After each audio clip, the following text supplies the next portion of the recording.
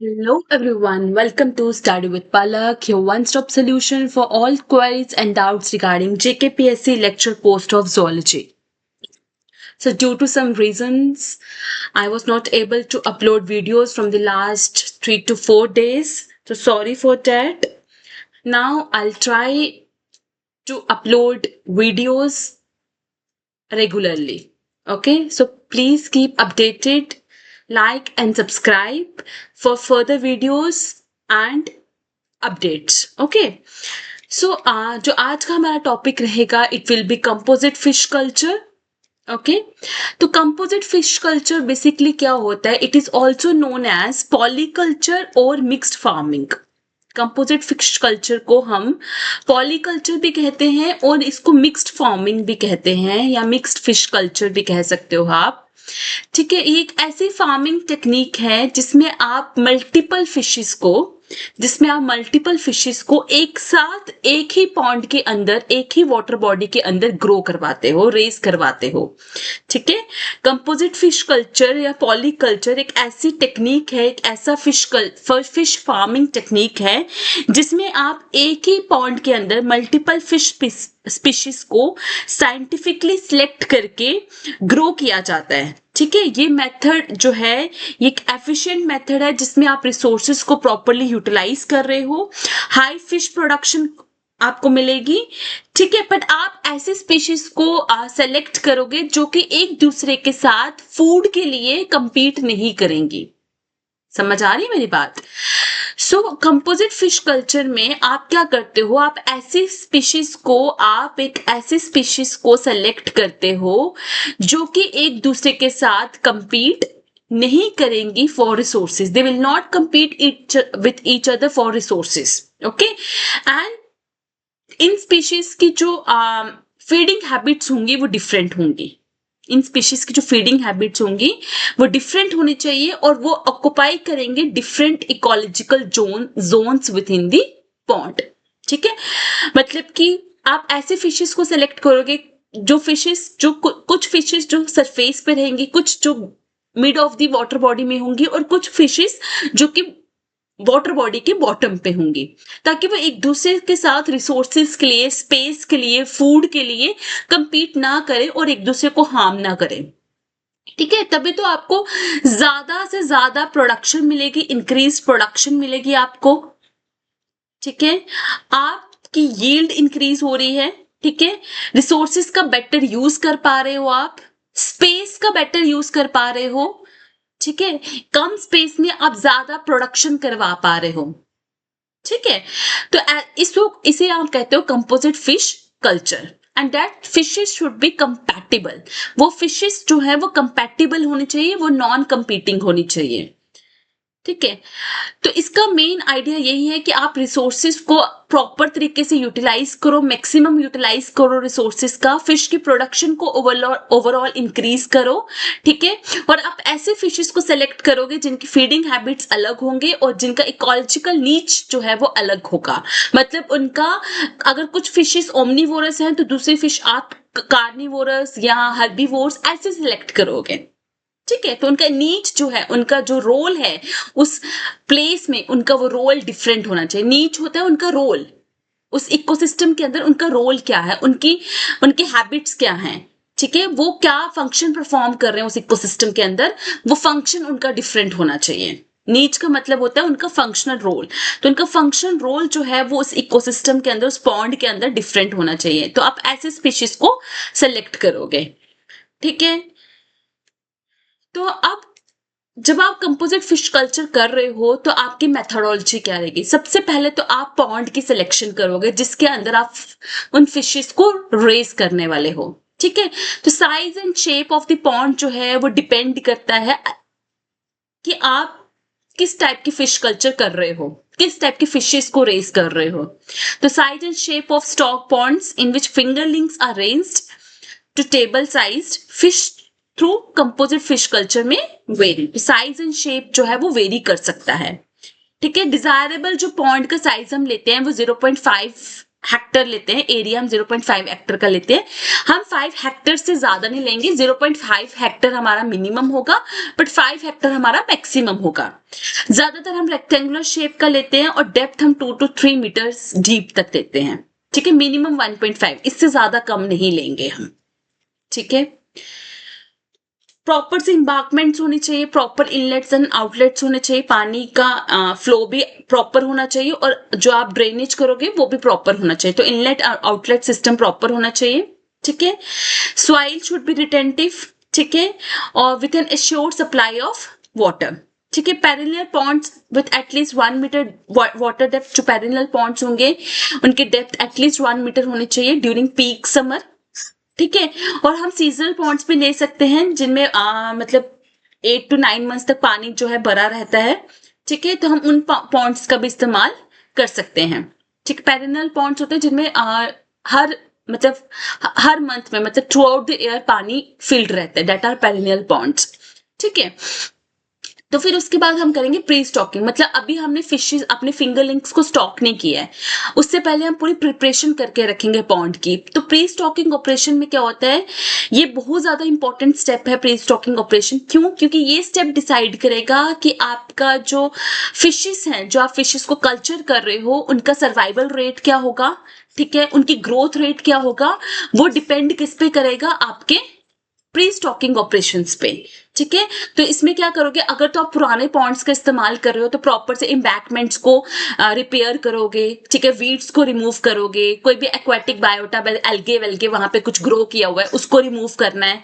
ठीक है, तो मतलब पानी के पीएच को, सॉइल को प्रॉपर चेक करना है, ये सब कुछ होगा प्री स्टॉकिंग ऑपरेशंस का काम। ठीक है, इसमें क्या होता है कि अब पहले आप देखोगे कि वहां पे कोई ऐसे एक्वेटिक प्लांट्स वगैरह तो नहीं ग्रो किए हैं। ठीक है, जिसकी वजह से क्या होगा, अगर एल्गे सपोज करो पानी के ऊपर ग्रो कर गई है तो वो क्या करेगी, एक तो स्पेस को कवर कर रही है, सनलाइट को पेनिट्रेट नहीं करने देगी अंदर, ऑक्सीजन के सर्कुलेशन जो है वो अच्छे से नहीं हो पाएगा। ठीक है, देन वहां पे फिश एनिमीज जो है वो प्रेजेंट होंगी, तो आपकी जो आप फिश की कल्चरिंग कर पाओगे ना वो प्रॉपर नहीं हो पाएगी, क्योंकि फिशेस को प्रॉपर पानी नहीं, ऑक्सीजन नहीं मिल पाएगा, उनको प्रॉपर सनलाइट नहीं मिल पाएगी।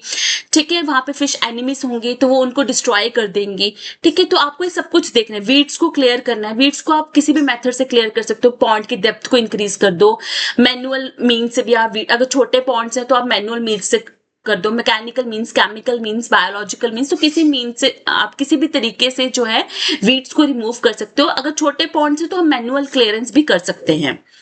ठीक है, देन अगर वहां पे कोई फिश एनिमीज है तो आपको उसको रिमूव करना है सबसे पहले, तो है ना, तो आप उसको रिमूव कर सकते हो पॉन्ड्स को ड्रेन करके, या अगर ड्रेनिंग पॉसिबल नहीं है तो आप नेटिंग के थ्रू भी, नेट्स का इस्तेमाल करके भी प्रीडेटर्स को वहां से रिमूव कर सकते हो, या आप पेस्टिसाइड्स का भी इस्तेमाल कर सकते हो वीड वहां से एनिमीज को रिमूव करने के लिए।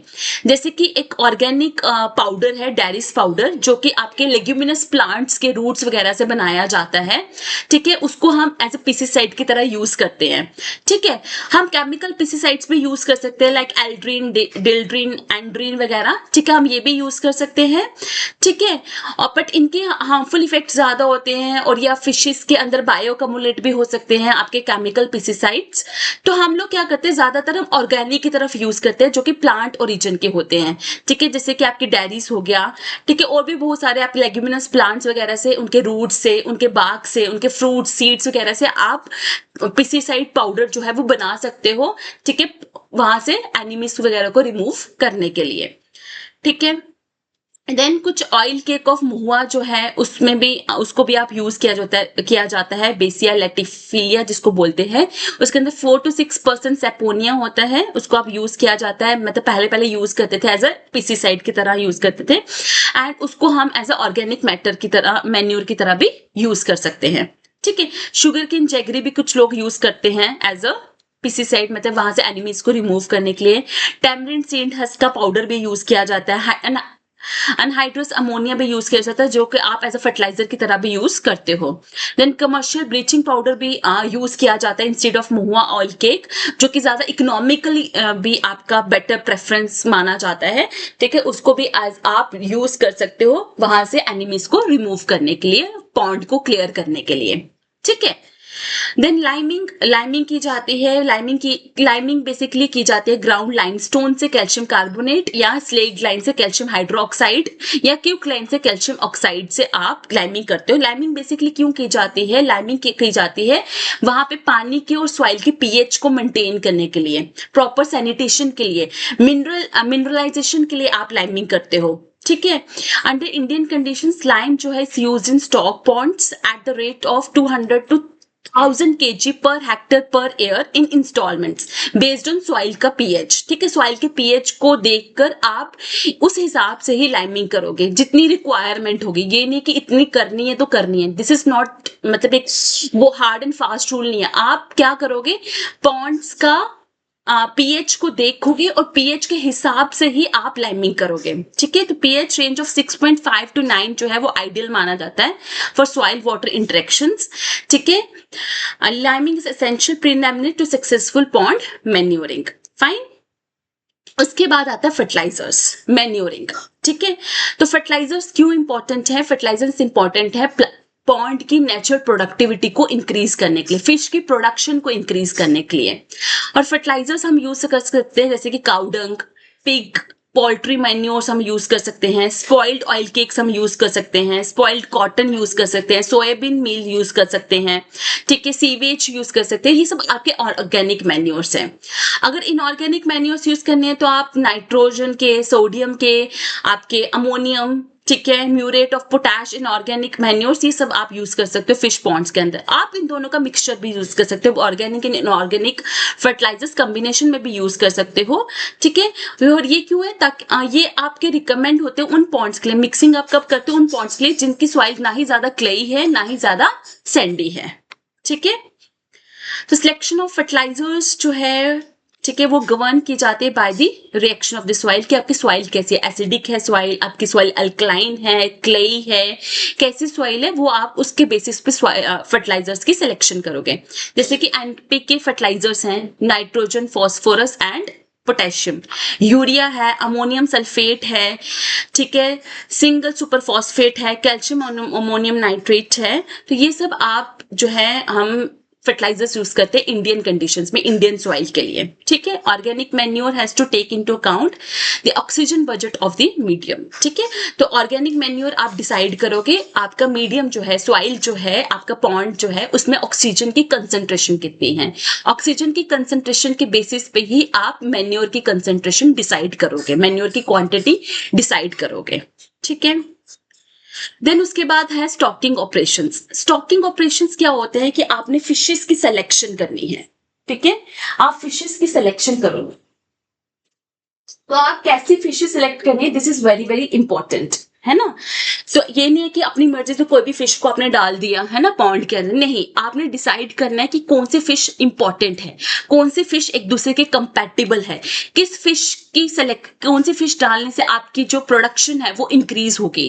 और देखा गया है कि फिशेस जिनका शॉर्ट फूड चेन होता है ना, शॉर्टेस्ट फूड चेन होती है, मतलब ज्यादा लंबी फूड चेन नहीं होगी, वो आपको ज्यादा प्रोडक्शन देगी। ठीक है, तो fishes with shortest food chain gives you the highest production. तो एग्जाम्पल है जैसे कि सिल्वर कार्प है, रोहू है, मृगल है, कॉमन कार्प है, ग्रास कार्प है। ठीक है, तो सिल्वर कार्प और कटला है। Silver carp is phytoplankton feeder, मतलब कि जो फीड करती है प्लांट्स के ऊपर, और कटला जो है वो जू प्लैंक्टन फीडर है, जो कि छोटे छोटे एनिमल्स के ऊपर फीड करेगी। ठीक है, ये दोनों सरफेस पे प्रेजेंट होंगे, सरफेस ड्वेलर्स है। रोहू जो है वो कॉलम ड्वेलर है, बीच में होगा। ठीक है, जो कि यूटिलाइज करेगा decaying macro vegetation, filamentous algae, ठीक है, इन पे फीड करेगा। मृगल जो है बॉटम फीडिंग फिश है, ठीक है, जो कि फिलामेंटस एल्गेस, डिट्राइटस वगैरह को पे फीड करेगा। कॉमन कार्प ओमनीवोरस है, जो कि एनिमल, प्लांट, ओरिजिन किसी पे भी फीड करेगी। ठीक है, और बॉटम और मार्जिन पे होती है। ग्रास कार्प जो है वो आपके मैक्रो वेजिटेशन पे फीड करती है। तो देखो सबकी जो है vegetation food feeding habitats different है और सब डिफरेंट रीजन्स पे प्रेजेंट है। जैसे कि सिल्वर कार्प और कटला आपके सरफेस पे प्रेजेंट होंगे, रोहू आपके मिडल में होगा, ठीक है, मृगल आपके बॉटम में होगा।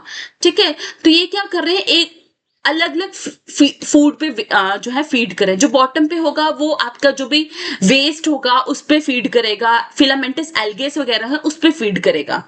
ठीक है। तो semi digestive faecal matter of grass carp जो है, ग्रास कार्प का जो सेमी डाइजेस्टेड फीकल मैटर होगा वो एज अ फूड की तरह और मैन्योर की तरह काम करेगा फॉर द बॉटम ड्वेलर्स। ठीक है, वो बॉटम ड्वेलर्स के लिए फूड, क्योंकि उसके जो छोटे छोटे टुकड़े बच जाएंगे, ठीक है, या उसने जो फूड डाइजेस्ट नहीं हुआ है, अनडाइजेस्टेड फूड है, वो आपके नीचे चला जाएगा और वो मैन्योर की तरह और बॉटम ड्वेलर के लिए एज अ फीड का काम करेगा। ठीक है, तो अगर आप एक पॉन्ड के अंदर इन 6 फिशेस को एक साथ जो है वो अकोमोडेट करते हो तो आपके फूड का, आपके रिसोर्सेज का प्रॉपर यूटिलाइजेशन होगा। ठीक है, तो देखो कटला आपका सरफेस फीडर है, रोहू आपका कॉलम फीडर है और आपका ब्रिगल आपका बॉटम फीडर है। तो तीनों अलग अलग जगह पर प्रेजेंट हैं और अलग अलग फूड रिसोर्सेज को इस्तेमाल कर रहे हैं। ठीक है, स्टॉकिंग जो है बेसिकली हम 2 वीक्स के बाद करते हैं, फर्टिलाइजर्स के अप्लाई करने के बाद 2 वीक्स के बाद हम जो है स्टॉकिंग करते हैं। और fish fingerlings of 50 to 100 gram of size जो है हम यूज करते हैं for stocking in a pond at the rate of 5000 per hectare. मतलब 1 हेक्टेयर के अंदर हम 5000 फिश फिंगरलिंग्स को इंट्रोड्यूस करवा सकते हैं। अब आपने फिश फिंगरलिंग्स को इंट्रोड्यूस करवा दिया, अब उनके खाने पीने का ध्यान रखना है ताकि उनके प्रॉपर से ग्रोथ हो सके। तो फूड जो है मेन गवर्निंग फैक्टर है in determining the growth rate of the pond fish. ठीक है, अब देखो नेचुरल जो फिश फूड है वो उनकी फूड की रिक्वायरमेंट को फुलफिल नहीं कर पाएगा, उनकी ग्रोथ की रिक्वायरमेंट को फुलफिल नहीं कर पाएगा। ठीक है, तो इसलिए हमें आर्टिफिशियल सप्लीमेंट्री फूड को देने की जरूरत पड़ेगी। ठीक है, आर्टिफिशियल फीडिंग से फिश की प्रोडक्शन जो है 80% से भी ज्यादा इंक्रीज हो जाएगी, जिसकी वजह से एक बैलेंस्ड कंप्लीट डाइट उनको प्रोवाइड होगी और उनकी ग्रोथ जो है वो इंक्रीज होगी। ठीक है, तो हमें बेसिकली उनको ध्यान में रखना है कि किस स्टेज पे, लार्वा स्टेज पे उनको क्या फूड की रिक्वायरमेंट है, कितने फूड की रिक्वायरमेंट है, उनके नेक्स्ट स्टेज में उनको कितनी फूड, मतलब हर एक स्टेज पे हमें उनकी फूड की रिक्वायरमेंट को ध्यान में रखना है और उतना ही फूड उनको, उतनी ही फीड उनको प्रोवाइड करनी है फॉर द बेस्ट प्रोडक्शन। ठीक है, सबसे अच्छे प्रोडक्शन के लिए आपको उनकी फीड का बहुत अच्छे से ध्यान रखना पड़ेगा। ठीक है, उसके बाद आएगी आपकी हार्वेस्टिंग एंड मार्केटिंग। ठीक है, तो harvesting of stock ponds can be effectively be done by netting से आप हार्वेस्टिंग कर सकते हो। जब फिशेस एक मार्केटेबल साइज को अटेन कर लेंगे, ठीक है, आप उनको हार्वेस्ट करोगे ताकि पॉन्ड के अंदर ना प्रेशर ना इंक्रीज हो, क्योंकि जब फिशेस छोटी छोटी थी तो आप 5000 फिशेस को आपने इंट्रोड्यूस करवा दिया था। ठीक है, बट अब फिशेस का साइज इंक्रीज हो गया है। ठीक है, तो पॉन्ड का साइज तो उतना ही रहा ना, तो पॉन्ड के अंदर एक प्रेशर इंक्रीज ना हो, उनकी डेंसिटी मतलब डेंसिटी इंक्रीज होने की वजह से, उनका वेट इंक्रीज होने की वजह से, उनकी साइज इंक्रीज होने की वजह से पॉन्ड में प्रेशर इंक्रीज होगा, वो स्पेस के लिए एक दूसरे से कंपीट करना स्टार्ट कर देंगे। तो वो चीज ना हो, आप क्या करोगे, जैसे वो मार्केटेबल साइज अटेन करेंगे आप उनको हार्वेस्ट कर लोगे। ठीक है, उनको हार्वेस्ट करोगे प्रॉपर तरीके से। ठीक है, देन पीरियोडिक हार्वेस्टिंग की जाती है। ठीक है, ताकि आप जो स्टॉक है आपका उसको प्रॉपर तरीके से आप मैनेज कर पाओ। ठीक है, और this is the very important, ताकि आप फिश की प्रोडक्शन को इंक्रीज कर पाओ टाइम टू टाइम, है ना। अगर आप पीरियोडिकली उन फिशेस को हार्वेस्ट नहीं करोगे तो अल्टीमेटली वो एक दूसरे से स्पेस के लिए, रिसोर्स के लिए कंपीट करना स्टार्ट कर देंगे, तो आपको वो चीज नहीं करनी है। ठीक है, तो harvesting is generally done at the end of first year. ठीक है, when fishes attain average weight of 750 grams to 1.25 kg। जब फिशेस इतना वेट अटेन कर लेंगे तो आप क्या करते हो, उनकी हार्वेस्टिंग करते हो। A production of 4 to 5 tonnes per hectare can be obtained in a year. ठीक है, आप एक साल में इतनी ज्यादा प्रोडक्शन को ऑब्टेन कर सकते हो। ठीक है, बट हम ज्यादा मतलब प्रॉपर प्रोडक्शन के लिए हम ज्यादातर 3 टन, इकोनॉमिकली हम 3 turns per hectare per year जो है कंसीडर करते हैं। ठीक है, तो harvesting is done by partially dewatering and repeated netting. ठीक है, मतलब आधा पानी रिमूव करके और नेटिंग के थ्रू आप फिशेस को रिमूव कर सकते हो। ठीक है, तो लास्ट मोस्ट इंपॉर्टेंट थिंग आपको क्या मेंटेन करना है, डिजीजेस को कंट्रोल करना है। ठीक है, फिश कल्चर जो है वो they are more prone to parasitic and non parasitic diseases, उन पे डिजीजेस जल्दी अटैक करते हैं। ठीक है, क्योंकि उनकी रेजिस्टेंस पावर जो है वो कम हो गई होती है। ठीक है। तो आपको क्या करना है, उस चीज का बहुत ध्यान रखना है, उस प्रॉपर उनकी सैनिटेशन हाइजीन को ध्यान में रखना है, ठीक है। पानी को रेगुलरली चेंज करना है, पीएच को मेंटेन करना है, टेम्परेचर को मेंटेन करना है ताकि उनको डिजीज ना लगे, ठीक है। तो prophylactic measures are taken for few disease encountered, ठीक है। जो डिजीजेस देखा गया ज्यादातर होती हैं उनके लिए हमने कुछ प्रोफाइलेटिक मेजर्स जो है वो लिए हैं। इफेक्टिव फिशेस को हम पोटेशियम परमैंगनेट या कॉमन सॉल्ट या कॉपर सॉल्ट के साथ ट्रीट करते हैं फॉर बैक्टीरियल फंगल डिजीजेस, ठीक है। और गैमेक्सिन सोल्यूशन हम यूज करते हैं फॉर फिश लाइस इन्फेक्शन, ठीक है। The rational management of stock ponds with caution exercised at every phase of management can give rich dividends, making fish culture profitable proposition, ठीक है। तो अगर आप प्रॉपरली मैनेज करोगे स्टॉक पॉन्ड्स को, proper आप कॉशंस लोगे, ठीक है, कोई डिजीजेस वहां पे ना होने दो, ठीक है, तो आप जो है अच्छे खासे जो अमाउंट में फिश की प्रोडक्शन कर सकते हो और अच्छा खासा प्रॉफिट वहां से अर्न कर सकते हो। And it is very economical viable fish culture method, ठीक है, जिससे आप मैक्सिमम फिश की प्रोडक्शन जो है ऑब्टेन कर सकते हो, ठीक है। So that's all. For further videos, do like and subscribe Study with Palak. You can join my Telegram group and the link of the group is given here. Here you will get all the PDFs, class updates and MCQs, and you can directly interact with me because I believe more we connect, easier the success becomes. So just one click and your search ends here.